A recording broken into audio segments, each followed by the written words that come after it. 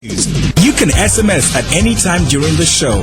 Type Spectrum, leave a space, type in your contribution and name, then send it to 7197. Your views, our interviews on Spectrum, Radio 1 FM 90. Hello, a very warm welcome. This is Spectrum on Radio 1. I'm your host, Edmond. On Spectrum tonight, will Ugandans be safe if genetically modified technology is sanctioned as proposed by a bill before Parliament? The government of Uganda, through the Ministry of Finance, Planning and Economic Development, which is mandated to regulate science and technology in Uganda, recently tabled a bill in Parliament to regulate the research, testing and use of biotechnology. The bill, entitled the National Biotechnology and Biosafety Bill 2012, is currently under public scrutiny via the Parliamentary Standing Committee on Science and Technology.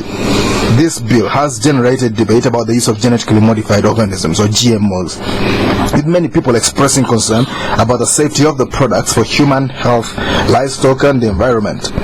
Despite several assurances by experts, many still insist that Uganda must not rush into utilizing GM foods, fearing that it will hurt the agricultural sector, especially if terminator seeds are introduced. The supporters of the bill and the technology insist that it is vital for the country since it seeks to promote the use of science to deal with food shortages. More than 150 countries, including Uganda, have ratified the Cartagena Protocol on Biosafety, which provides a framework for managing risks associated with genetically modified organisms. So now to look at this bill and what it seeks to provide.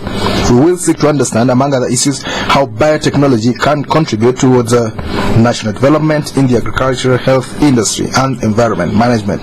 We'll also ask the experts to explain a number of concerns being raised by those saying that Uganda must not rush to transfer or even use technology that can eventually become dangerous. Our guests tonight, Honorable Zerubabel Nyiira, Mijumbi, Minister of State for Agriculture, also Member of Parliament for Buruuli County. You're most welcome, Honorable Nyiira. Thank you very much indeed. Honorable Professor, actually. We're also joined by Dr.Andrew Kiggundu, Biotechnologist at the National Agricultural Research Laboratory based at NARO in Kawanda. Is that Kawanda or? Yes, it's Kawanda. You're most welcome, Dr. Kiggundu. Thank you very much and good evening, listeners. We're also joined by Mr. Erastus Nsubuga. He's from the private sector, but he's also the chairperson of the Uganda Biotechnology and Biosafety Consortium. You're most welcome, Mr. Nsubuga. Good evening, listeners, and thank you for inviting me. Professor Nyiira, what is genetically modified technology?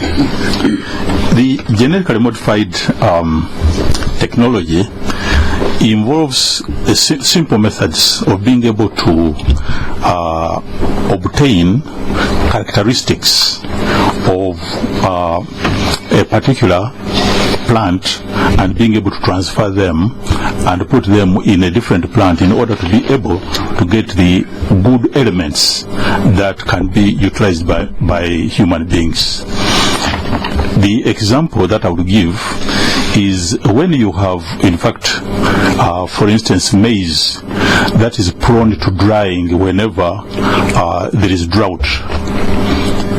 You can actually find some attributes of drought resistance from a plant that is compatible with maize. Then you transfer those particular characteristics and you put them using a particular technology in another type of maize so that you make this new maize to become more resistant to dry weather. Or another example is there are plants which cannot withstand a lot of water or salty water for that matter.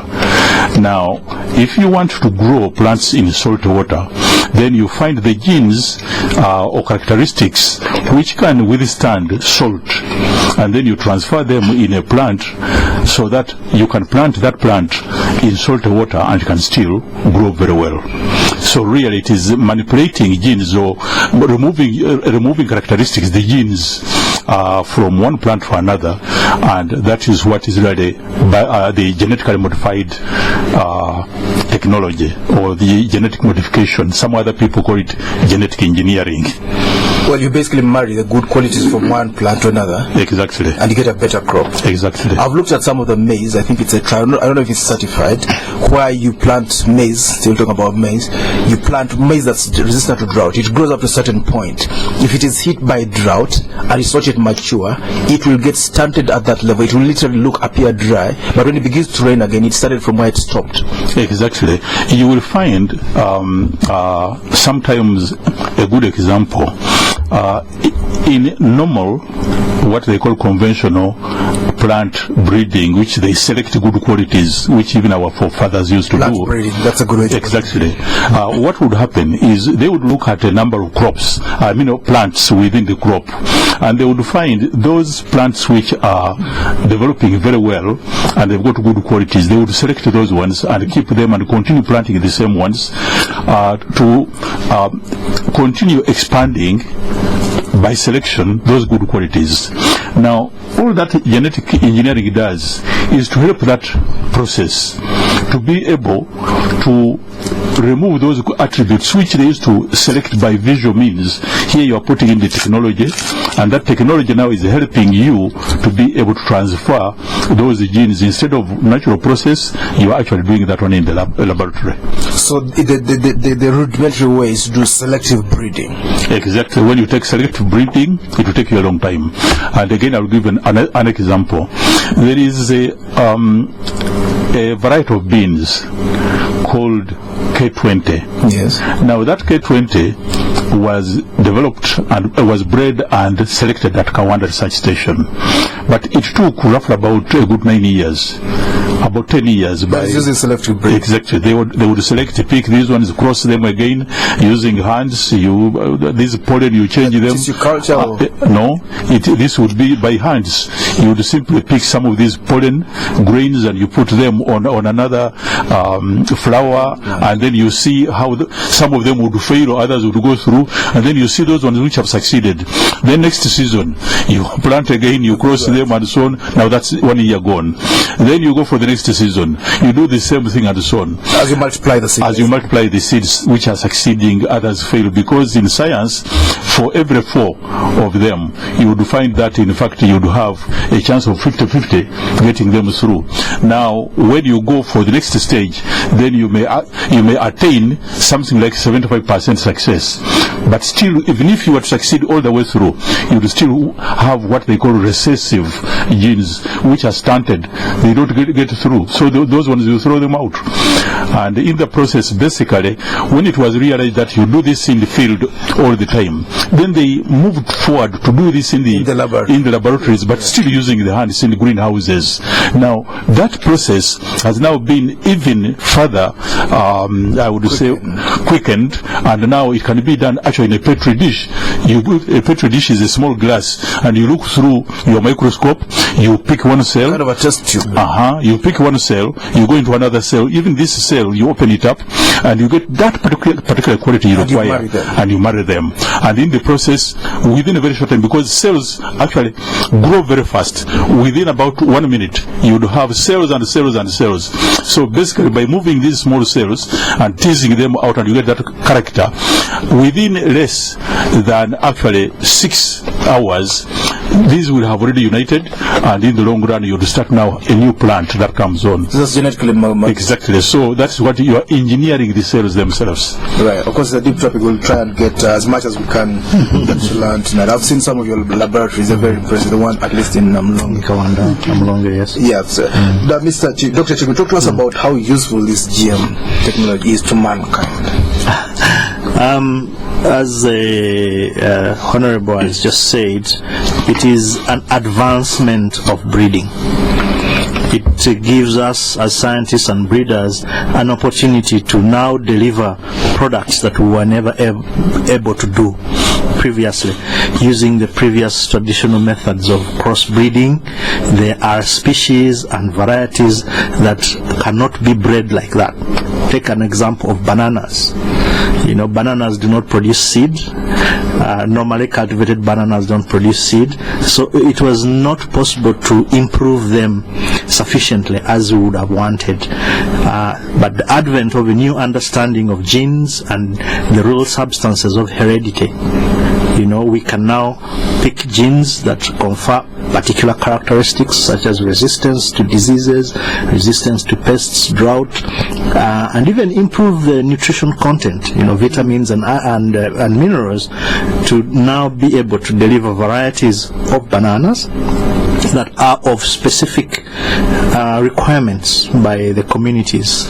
So in NARO, for example, we're now employing this technology on matoke to be able to produce the real matoke that people are accustomed to. The taste will be the same, but then they will also have resistance to these challenges in agricultural practice on the farm. And will be fortified.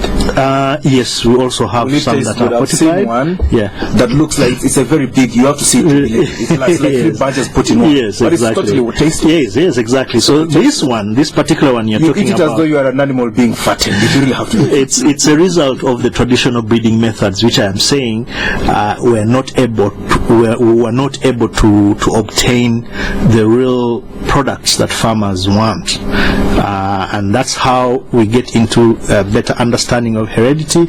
We can now use genetic engineering to be more precise and transfer the specific gene to a variety that farmers are accustomed to, so it will be the real matoke you like with the yield, with the yield and resistance and other important characteristics for production. I know you've done it for tomatoes. They started with tomatoes that could last a week or even longer. They had a hard skin. The traditional ones would rot after 2 or 3 days. Now these ones have a hard skin, but they had a bad shape, so you couldn't pack them for export. Now you had the ones that look a little bit like eggplants. Yes, this tomato project was from Britain, an institute called John Innes Center, where they developed these tomatoes, which are also with the increased vitamins. They say because of absence of certain fruits during the seasons, they say, well, the people can eat tomatoes and obtain the required nutrition. So you could have everything in one tomato: eggs, fish, and well, Mr. Nsubuga, you are a farmer. You used to deal with mobile phones at the start. Talk to us about farming today. How relevant is this technology to Uganda? Yeah, it's actually very, very relevant, and we find it. Biotechnology per se, there's also a misconception that biotechnology is genetically modified. But biotechnology, the other technologies within biotechnology, which are actually already using and don't necessarily need even regulations or bills or whatever. And this one of them is what I'm practicing now, the tissue culture. It's also biotechnology. Imagine, for example, scientists at Namulonge and Kawanda will come up with this variety, which will be, hopefully, resistant to, say, banana bacterial wilt. Yes. In order to distribute that very quickly to farmers across the country, it will take you years, because what you have then to do is to take that one plant it, and then wait for suckers, and then the suckers wait for other suckers. Before you get like 500,000 suckers, years have gone by. So part of biotechnology, which is tissue culture, which I'm dealing with right now, is what is very essential. That once this plant comes out of the laboratory, it will be given to us, and now very quickly, within just 6 months, we could get multiply it and get millions of plants. We can very quickly now go to the farmers, and that's it. So it's a very relevant and important part of biotechnology. Having said that, you can imagine being biotechnology as tissue culture. When we started, we had a lot of controversy because everybody said, tissue culture being biotechnology, therefore it is genetically modified. So the issue went on and on. But I'm happy because of my background, I've gone through controversies. When we started mobile telephone, Celtel at that time, you used to charge us in dollars. Yes. And you need a passport. And from there also to get a mobile phone. And the SIM card which you get free now used to cost you $400. Anyway, that's the history. But the fact is, I remember coming on radios and TVs, even to Parliament, to tell people that mobile phones don't cause cancer. Everybody was saying, no way, these things cause cancer. 2 days ago, I was listening to Indian news channel on TV, and I was seeing this debate, which is very heavily going on in New Delhi now, that these masts, telephone masts, actually cause cancer. Right. There must be a distance between the mast and the human. So these things are there, and the conclusion of that debate was, listen, we have to find a solution because we need both. Okay, we can't get rid some of these things. Really, the risk is it's like combing your so hair, the point I'm making is that there isn't a technology which is 100% risk-free. Yeah. There isn't. Okay, mobile phone you remember, radios you remember, also microwave, whatever, headphones and all this. So what you have to do is to weigh the advantages vis-a-vis disadvantages. In this case, the advantages we are getting, and is told by the National Agricultural Institutes, which we mandated to do our research. Our sons and daughters in these institutions are telling you this is the technology which is going to get us out of the problem. We know it's given us veterinary drugs and some other human drugs. Absolutely. Since the 70s. Let's talk about the risks a little bit more. They've spoken about the terminator genes. And they've spoken about the erraticness of some of these genes. You could engineer a crop and you lose the original one forever. It could cross-pollinate with plants from another farm and you could lose certain varieties forever. Yes and no. It would definitely crossbreed, but then also it depends what attribute we have put into this new crop. If really the focus is on disease resistance, just an example. My colleagues here, they are now practicing science. They can add on to that. My understanding is, if this has an attribute of resistance to this disease of banana, for example, definitely if it crosses over to other, I don't see a problem with that. Maybe they'll also be resistant. And yes, they are dangers. Let's not make a mistake here. Yes. They are also dangers in biotechnology. If somebody, for example, I'm the first person in this country to have a private tissue culture research-based laboratory. I'm running it privately. Imagine if I sit in my laboratory today and get onto these genes and formulate something which nobody knows. They are dangerous, yes. That's why we have a law which says biotechnology and biosafety, so that there is control and regulation of who does what at each one time. Well, listeners, this is Spectrum on Radio 1 tonight. Will Ugandans be safe if genetically modified technology is sanctioned as proposed by bill before Parliament? Our guest, Honorable Professor Dr. Zerubabel Nyiira Mijumbi, Minister of State for Agriculture and MP Buruuli County, Dr. Andrew Kiggundu, all the way from Kaunda. He's a biotechnologist at the National Agricultural Research Laboratory. Mr. Erastus Nsubuga, the Chairman of the Uganda Biotechnology and Biosafety Consortium. Professor Nyiira, talk to us about this bill. What does it actually say? This bill basically really is meant to promote biotechnology.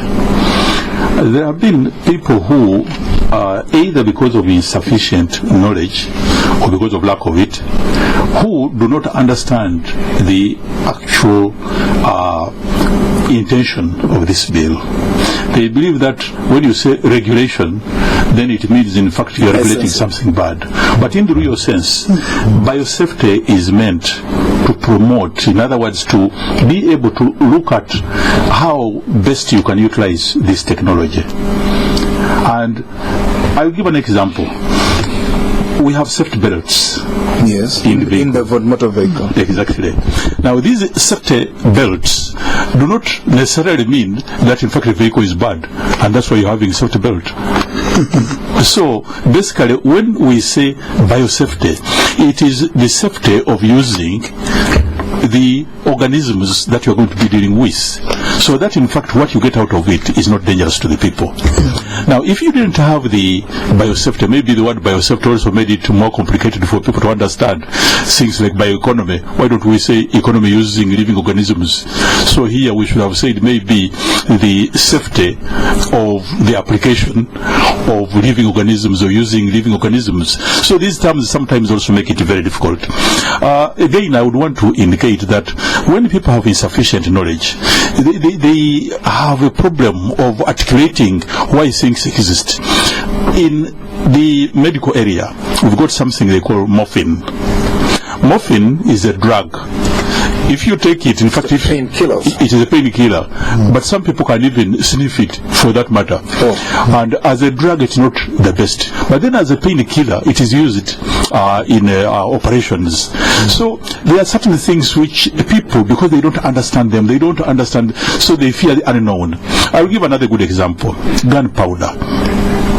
gunpowder, when it was first invented, many people started looking at it from killing people, because you will make guns, and when you make guns and shoot somebody will die. So because of insufficient knowledge, somebody would have said that let's not use gunpowder because it's going to kill. But now gunpowder is used in construction of roads to break rocks. It is used. No longer gunpowder. No, it is no longer gunpowder. It is useful to us. In fact, if anything, is now being used in mineral exploration. You imagine how many minerals? Exactly. Exactly. So now, technology.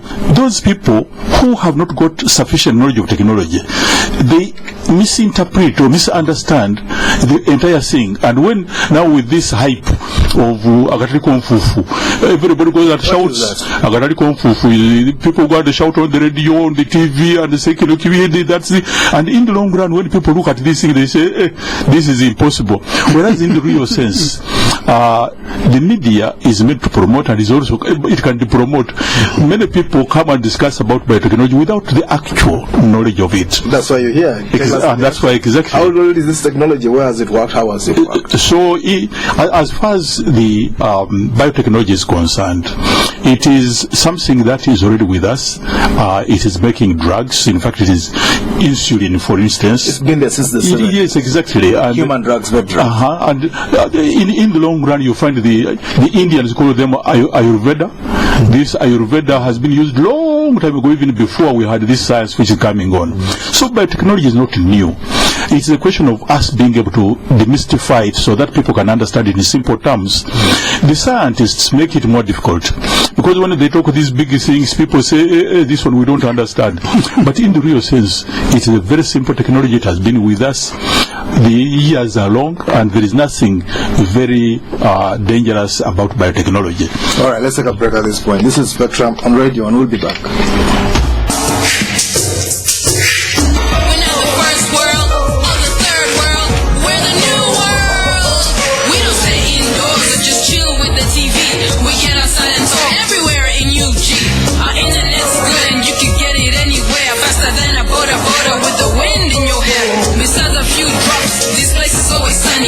We don't need to queue cause we got mobile money. One visit here and you find this true. You'll be jealous of me and wish you lived here too. Welcome to the new world. It's a new state now. Welcome to the new world. MTN, everywhere you go. So I'm chilling at home with my crew. The boys are waiting to watch the game on the telly, but the chicks want to go to the beach. So how do we play it? I glance across the room. Eye contact is made. A plan is hatched. Pete will get some sand. Lots of it. Jeff will take care of the deco, Tim the entertainment, and I the clubs. And so we bring the beach to the apartment. If we can't go to the beach, we bring the beach to us. It's just how we do. It's not about where you're at. It's the difference you bring. Get a fresh take on things. Club is brewed longer for easier drinking. Brewed slower for great taste. Club, tastefully different. Not for sale to persons under the age of 18.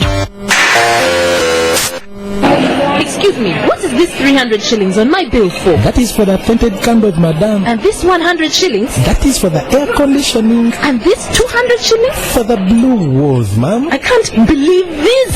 Why pay for what you don't use or ask for? That's why we at Standard Chartered are introducing the Easy Go account, the first current account of its kind that gives you complete control of your banking charges. For more details, visit a Standard Chartered branch or call 0414-340077. Would you like to leave me a tip, please?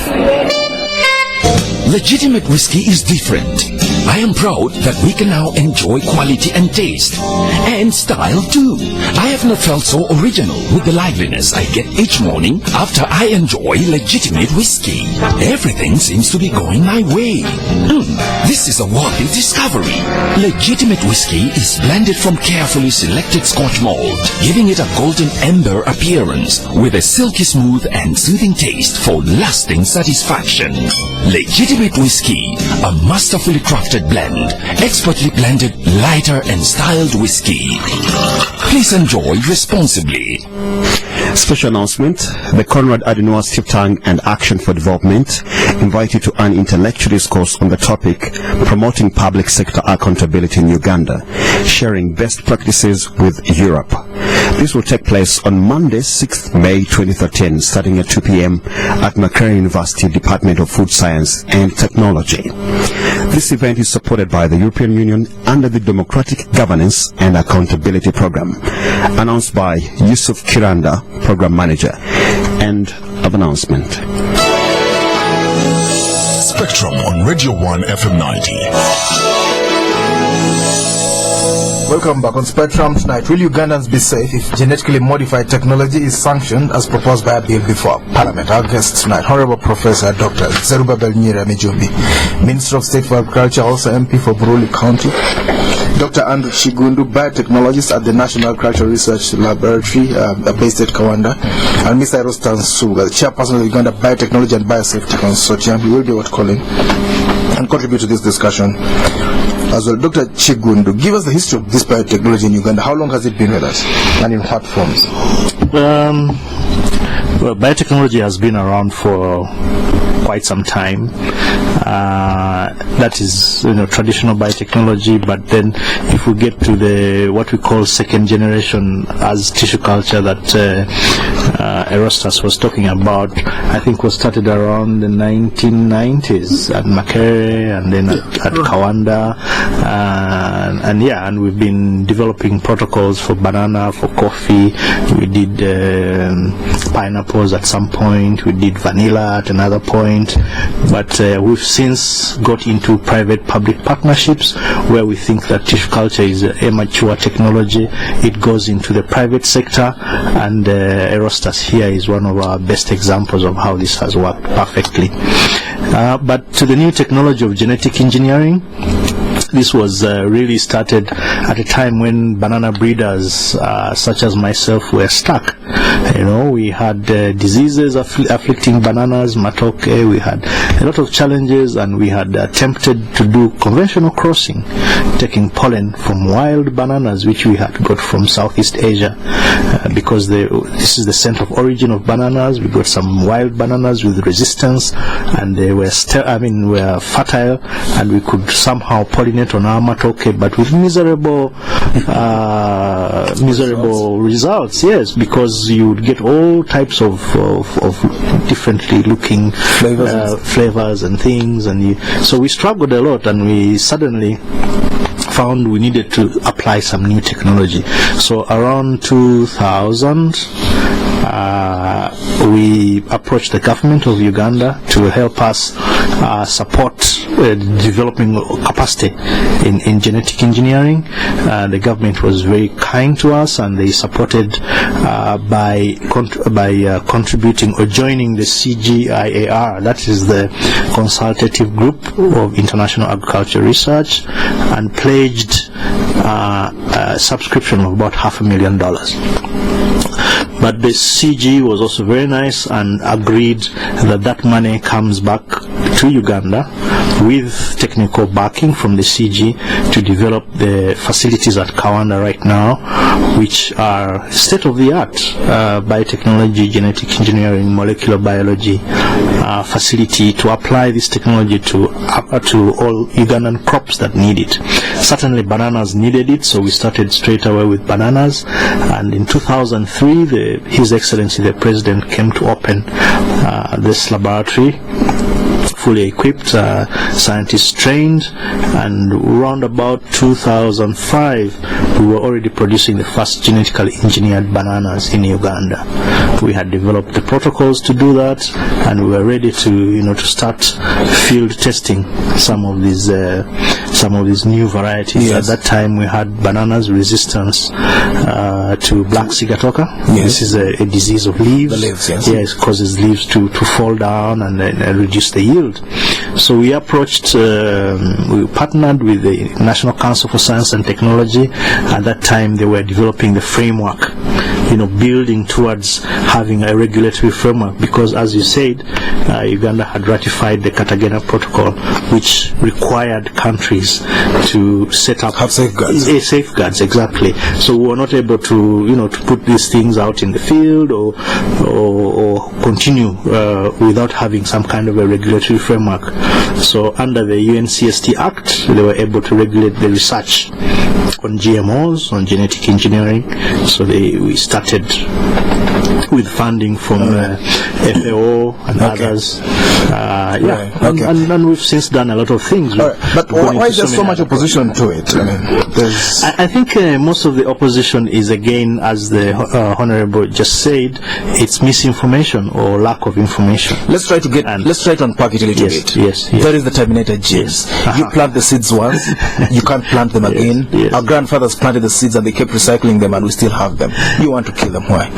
No, actually, again, as I refer to the misinformation or to the lack of information. Talk to us about the terminated technology. Define it for us. Terminated technology was an idea brought about by a few companies in the US, seed companies who wanted to protect their inventions. The patents. They invented good, let's use the word invented, good seeds. They invented good seeds. And they wanted to be able to sell them and patents on these invented seeds. Remember, they would not have occurred naturally, so they were entitled to patents. They spend money to on protect. Research. Yes. So, but then, after they have got the patent, how would they protect that patent from being stolen, or the inventions from being stolen? So they also invented a technology that would maintain the patent.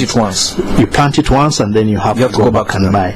But suddenly the idea generated a lot of concern, because there are a lot of farmers that would like to save seed. So it went internationally, and I think that's the time when a lot of people who were opposed to this created a lot of hype, and the misinformation started to grow around this idea. And as people say, fire can be very good, but it can also be very bad. Yes.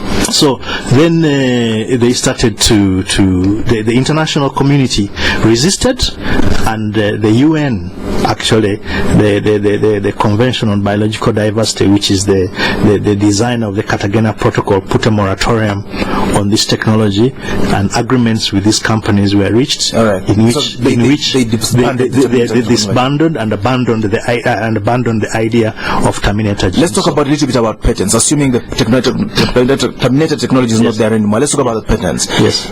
You have a farm, you have the GM crops. I have a farm, I don't have GM crops. Yes. They cross-pollinate in the US and other places.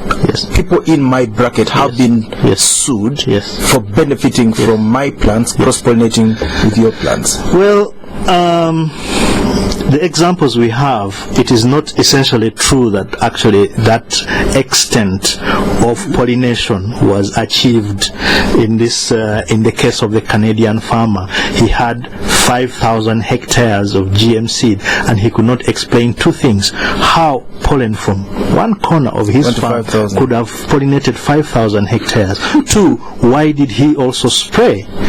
So clearly it was an idea of stealing or breaching the patent agreement that he had with the seed company. So actually, yes, just to finish, the terminated seed technology has never been deployed, has never been formally developed in seed. So there is no seed that will not germinate, unless people have sometimes confused it with hybrid seed. But hybrid seed, yes, the seed germinates. So you can replant the seed. You can replant hybrid seed. The only problem is that the yield will not be the same. Yeah. So there's a minimal. So the termination. It's not really termination. It's just that it dilutes. Recession. It just recesses. Yes, it dilutes because of open pollination in the field, as opposed to controlled pollination for hybrid seed. Mr. Nsubuga, you brought up most mobile phones. Now you're bringing this thing. Will the poor? For me, you are a rich farmer. Will poor farmers afford this technology? Yes, they will. Why? Because the plant seeds every season. Will they? Yes, they will definitely afford. I'll give you an example. As Honorable Nyiira has put it, this is not new. This is Kawanda, for example, as a government institution mandated to produce these seeds, have been producing the similar seeds in other crops, except that they were using conventional means. This time they are using this setup top of the range technology. That's all. But the products out of these institutions are actually enjoyed by farmers for free. They are not going to be sold to farmers in this case. As all these maize and beans and rice coming from Kawanda has never been sold to farmers. Let's understand it very well. The seed will not be sold to the farmers. No, it will not be sold. The government of Uganda, the seed, when it comes from Kawanda, goes out of that institution. Paid for already. Paid for already. Because these are government institutions. The laboratories we've had, laboratories are for institutions. These guys, the scientists, are paid by the government. Okay? So everything they use actually is social service. But have they got the capacity to distribute it quickly? No. That's where companies like mine, AGT and other seed companies come and will get these technologies for free from these institutions, multiply it, and then sell it to the farmers. Will they afford it? Will they give it over to buy the seed, beans, maize and so on? I'll give you an example. Many farmers right now, if you talk of bananas in this country, and now coffee, and probably pineapples, you'll talk of Nsubuga again, and AGT. Okay? I'm seeing a lot of farmers affording... You're already making progress on that in some crops. The way we are going to multiply using tissue culture, these genetically modified products, is the same way we are using tissue culture producing these conventional means. There's no increase in price whatsoever. And we can see the farmers are increasing to afford to buy the tissue culture we're doing. So they will definitely be affordable. Not everybody, definitely. We can't sit and say everybody can afford tissue culture right now, but a good number of them are getting on board. It's more and more being affordable. And also, we as a company, we are also working on the price to reduce the price, because tissue culture, basically like any other business, volume based. As more people are getting aware of the product in the region, because we sell to Kigali, to other countries, the price goes down eventually. So we are hoping that by the time the product come in, and definitely we're working closely with the NADS, organizations like NADS, they'll be able to get ourselves together and make sure that it's more affordable. So, maybe before we hear from the listeners, when plants cross-pollinate, there's no risk there. What happens? I could get the benefits without paying for them by planting. No, nobody's going to sue you in this case. Nobody will sue you. And there will be nothing in your seeds that will cross-pollinate with mine and kill mine. Nothing. Maybe I can help on that. First of all, the technology that is used in genetically modified or genetic engineering, it does not affect the germinating part of the, for instance, maize. It does not affect that. What is done is the characteristics that want to be changed are not in the germinating part. They are actually in the seed itself. That's what the terminator was. It was put in the germinating part. So at the end of the day, they chip a little bit and remove whatever these DNA, these people understand them, or RNA, whatever they are. They chip that one, but that does not affect the germinating. What is RNA? That one I see. DNA is the deoxyribonucleic acid. What is RNA? The ribonucleic. Yes, it is in fact a smaller part of the DNA. But when they chip, they remove that characteristic, but it does not affect the germinating part. You can still go and plant where they've chipped off the material that's going to take the other attributes. That seed alone, you can go and plant it until it germinate. So you have not destroyed the plant itself. Then the other thing is this question of buying the seeds. You don't buy the seeds, you buy the technology that is in there.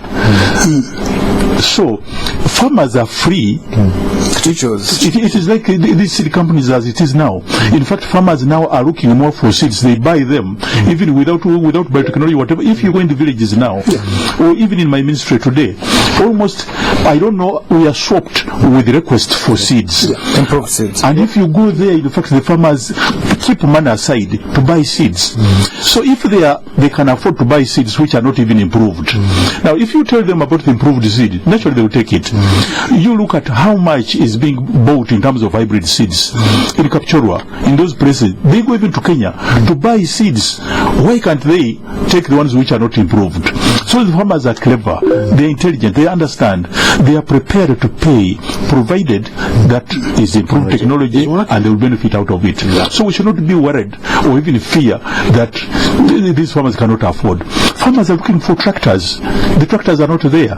You imagine a tractor is about 140 million, but the farmers are willing to get together because they know that that technology is necessary. It's like these small phones. The poorest of the poor is now looking for a mobile phone because they know the use. It is a question of educating our people and getting them to know what they will benefit out of it. Let's hear from the listeners. This is Spectrum on Radio 1. You can call in our number 0414 348 111, 0312 260390, 0312 261390. When you call in, please tell us your name and where you're calling from. Dr. Kiggundu, the evangelist, one of the evangelists for this matter. Give us a little bit more comfort about the cross-pollination. What will happen to the traditional varieties across the board, right from the green legumes? Okay. First of all, cross-pollination can only be successful within the same species. If it is maize, it will only cross-pollinate in maize. If it is beans, it will only cross-pollinate in beans. You will not get pollination from maize to beans or the other way around. So we are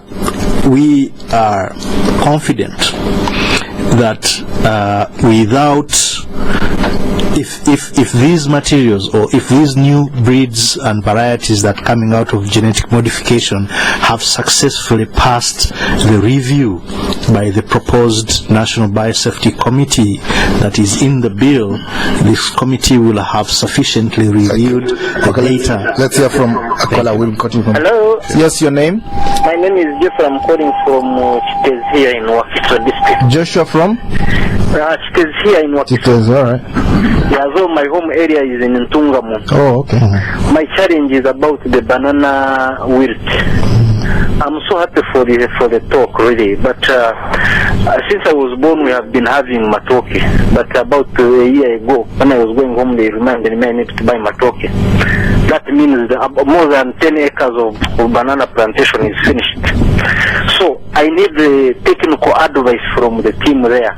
Do I need to buy some new seeds of matoke and take and plant, or there would be a solution other than buying these kind of the seeds around? Thank you. Crystal clear question there. Spectrum, let's get the answer as we go. Dr. Okay. Perhaps Honorable has the latest on the bacterial wilt strategies right now. Yes, I think I should explain that one. This is a very good opportunity to be able to inform the public about this. The control of the banana bacterial wilt is likely to be approached from two angles. The first angle is already being applied and it is successful. Which one is that? That's the management of the disease itself. What is required is being able to cut down the diseased material, destroy it, because the bacteria that are there. The plant that has been attacked, you cut it down? Exactly, you cut it down, chop it down, and so on. The bacteria actually cannot be passed across on the other side. It is a question of observing the sanitation measures so that, in fact, whatever panga or whatever it is you've used and any of these, you don't use another plant. You don't use on another plant. And that one has been successful, and I should indicate that the government of Uganda has secured about 5.4 billion Uganda shillings to be able to cover all the affected areas, and this program has already been launched. It was launched by His Excellency the President about 2 weeks ago. So we should see now action going in that direction. But on the other hand, that one being successful, we want to have something that is everlasting or long-lasting for that matter, where it may not necessarily be GM, but it will have to be biotechnological, so that we are able to actually look at these bacteria. Can we find a way, can we find a technology that deters the bacteria from attacking the bananas? A good example is about measles and these vaccines and so on. What happens is, in a question of this vaccination, you get the dangerous bacteria, you make it inactive, and when you make it inactive, you give it back to the person, the same bacteria. You make it inactive, you inject it back as a vaccine. Now it makes the body strong and is able to withstand the disease. And you've seen how we've been able to control the polio, measles, and all these other things and so on. This is how it operates. We can also be able, through technology, manipulate and find out that in fact we can make the bacteria which attack banana to be inactive. So that is the long term which we are looking at already. But as of now, the successful technology we've had is the one of sanitary management of all these elements. And my friend from whoever it is and so on, if he's interested, he could come, in fact, to the ministry. He could even see me personally, because I'm based in no, I'm based here in Legacy Towers. Oh, you found a swanky new office. Go on. And we are, in fact, on Kiggundu Road, plot number 5. With air conditioning that works. There is no air conditioning in. We're also making very good progress. Let's take another caller. Spectrum, hello. Okay, we've lost him. Spectrum, hello. Hello. All right, let's get back, Doctor. Yeah, we're making very good progress on a GMO approach at Kawanda. We now have once we've field tested around 68 lines that we got out of our transformation experiment, and 10 of these lines are showing about 100% resistance to bacterial wilt. But this is still a continuing process. We've requested the NBC to allow us to replant again, to repeat, so that we can NBC? confirm. Yeah, the National Biosafety Committee. Sorry, it's a committee of the National Council for Science and Technology that regulates research on genetically engineered technologies. So they approve the research in the lab, they approve research in the field. So as I said, we did one field experiment and we want to repeat a second time. Mr. Nsubuga, yes, I would like you to focus a little bit further.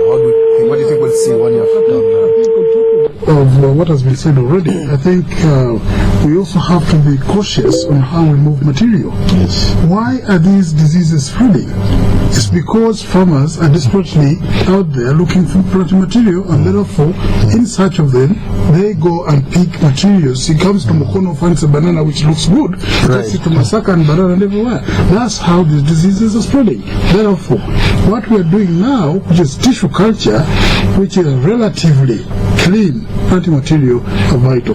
Much as this management and agronomy is very important on your field, make also sure that you start with the right seed. Okay? Yes. And don't allow to bring in your garden different seeds and all that. So the starting of the right seed will reduce on the spread of the disease, because the material are being fetched from uncontrolled areas. Okay, Mr. Nsubuga, you come from the private sector, but you're also involved in this thing. Talk to us about, focus a little bit for us. What do you see happening in Manya? There's so much opposition right now. Hello? Okay, let's hear from you. Spectrum, hello? Hello, how are you once again, Jeffrey? Jeffrey, yes? Yes, I since I was born, I see my parents keeping seeds for the next season. And from your talk, I hear that with these genetically modified seeds, you can replant, but you don't get the yields as good as you would expect. Now, I wonder, the engineers in the studio and the scientists, why can they make a seed which can really reproduce I would really want to have a good answer on that. I thank you. Okay. Yes, let's hear the answer. Thank you for calling in, and that's a very good question. There is two types of seed. Let's talk about maize right now. Yes. We have what we call composite seed. Yes. Now, composite seed is seed that a farmer will buy and replant as they have always done by saving seed and replanting from that seed. You know, the farmers pick the big cob, and keep it somewhere, and then, they replant this. That is composite seed. Yes. However, hybrid seed is the other type of seed which offers a higher yield benefit.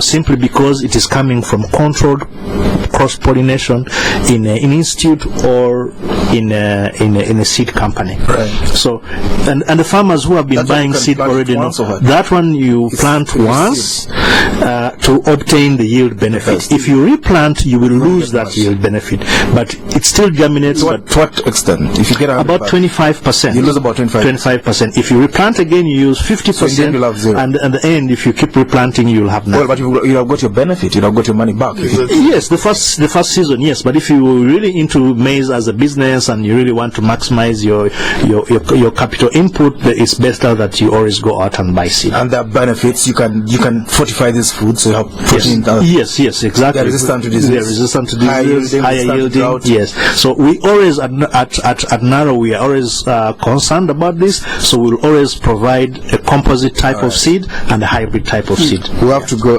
Professor Dr. Nyiira, what do we expect to see? When is this bill showing up in Parliament? When do you expect it to be passed? And what's the outlook for it? Very briefly, sir. Yes, the bill was actually introduced and it is on the floor, except that is at the committee stage. Yes. And at committee stage, that is consultative issues going to the people and the rest of it and so on. Now, I think that process is just about to be completed, and we are in the final stages of consultations. Then the government side will be able to come together and see what issues have come out from the people. All right. Then it will go back on the floor. We have to go. Thank you very much, dear guests. Honorable Professor Dr. Zerubabel Nyiira Mijumbi, Minister of State for Agriculture and MP for Buruuli County. Thank you for coming tonight, sir. Dr. Andrew at Kawanda, and Mr. Erastus Nsubuga, Chairperson of the Uganda Biotechnology and Biosafety Consortium. Thank you for tuning in. I've been your host, Edmond. The Spectrum will be back tomorrow. Up next is the news in English.